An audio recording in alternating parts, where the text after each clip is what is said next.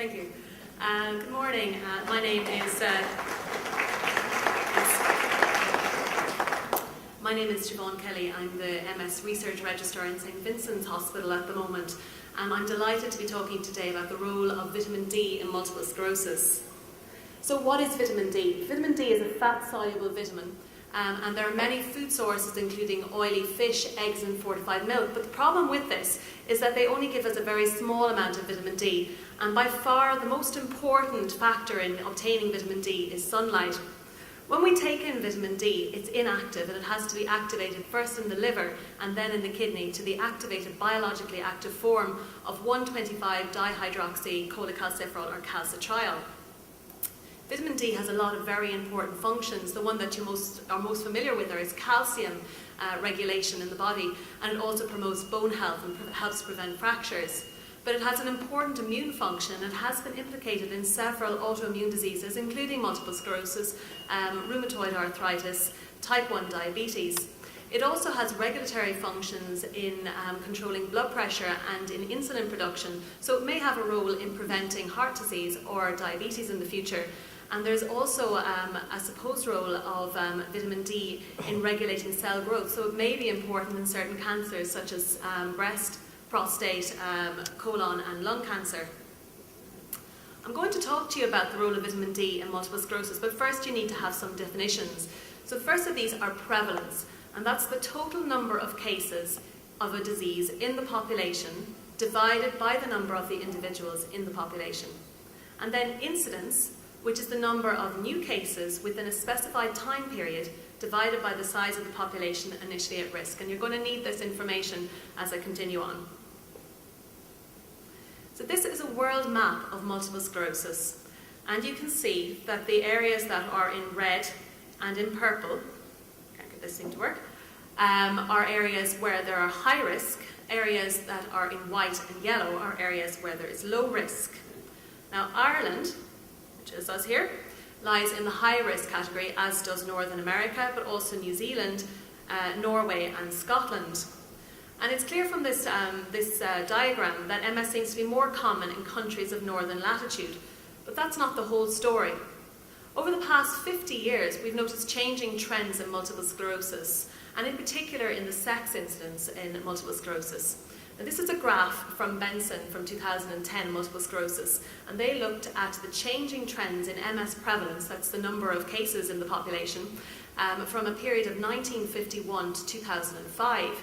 And you can see that there has been a rapid increase in the number of cases of multiple sclerosis, and particularly in the age group of 40 to 59 years. But even more striking than this is that there has been an increase in the number of women with multiple sclerosis, and in Denmark this has increased fourfold and in men twofold in that same time period. It's the same in Canada. The sex ratio has almost doubled in the last 50 years, and also in Scotland the ratio of men to women is women to men is 4 to 1 at this stage. So you might say, well, you know, we're better at making the diagnosis of multiple sclerosis and people are living longer, but that can't be the only reason for this change in incidence in women. Environment has to play a role somewhere. When we look at the possible contributors to multiple sclerosis, and women in particular, could delayed pregnancy be the cause, or maybe the increased use of the oral contraceptive pill, or perhaps women are smoking more frequently? Or maybe there are lower levels of vitamin D in women, but of course that's been found not to be the case. What's probably more likely is that there are differential effects of vitamin D on the immune system in women, and maybe there is an as yet unidentified environmental agent. There's a growing body of evidence that vitamin D is the environmental factor in multiple sclerosis, and I'm going to talk about a few of these. There are migration studies which look at people who have moved from areas where there's a high prevalence of multiple sclerosis, like the UK and Ireland, to somewhere where there's a low prevalence, like South Africa, or conversely have moved from areas where there was low prevalence of MS to areas of high prevalence. There are also MS prevalence and latitude studies looking at the prevalence and sex incidence of multiple sclerosis in Australia, New Zealand, France and North America. And there has been an observational study which was published in 2004 and 2006 of vitamin D deficiency possibly predisposing to multiple sclerosis. Geoffrey Dean was the first person to recognise that there was an interplay between genetics and environment, and he published a paper which looked at immigrants from areas of high prevalence of multiple sclerosis, in this case it was the UK, to areas of low prevalence such as South Africa, which was where he was working at the time. What he found was that if you moved from the UK at the age of 15 or below to South Africa, you had the same risk as the people who were born in South Africa. However, if you moved after the age of 15 to South Africa, you would find that your risk was the same as the country in which you were born in. And this was the same for people who were born in areas where there was a low prevalence of multiple sclerosis. If you moved before the age of 15, you had the same risk as your country of birth. If you moved after the age of 15, you had the same risk as the country of birth. If you moved after 15,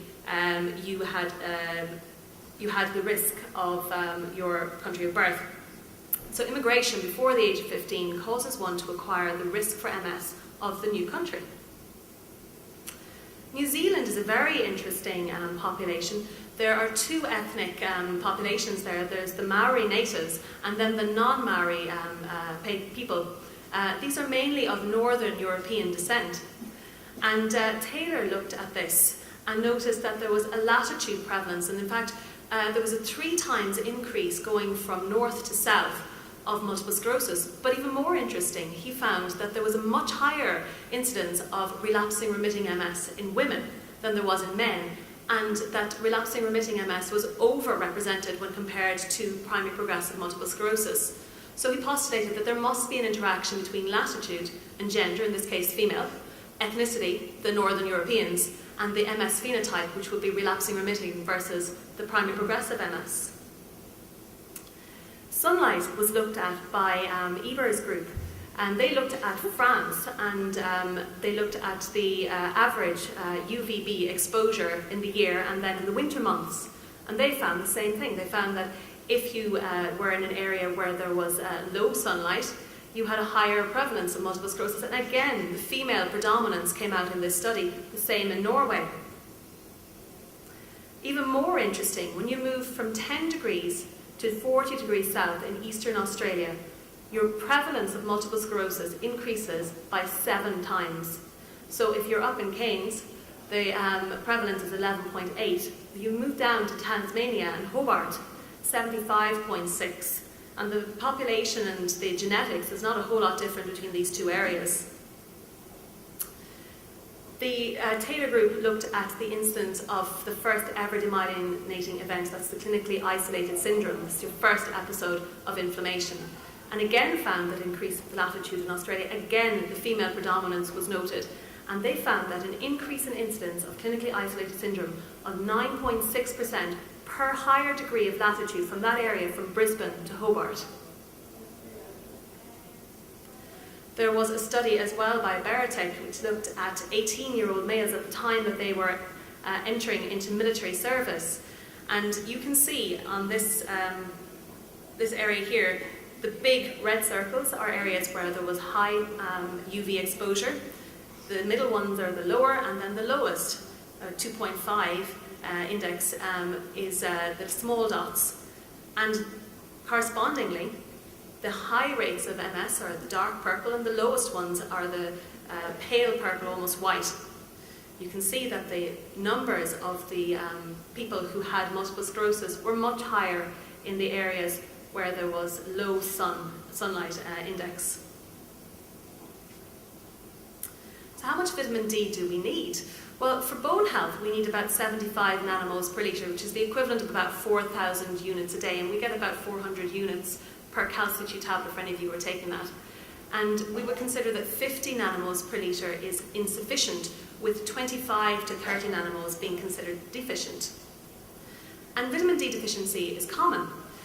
This is a number of studies that looked at people who didn't have multiple sclerosis and looked at their vitamin D levels during the winter months.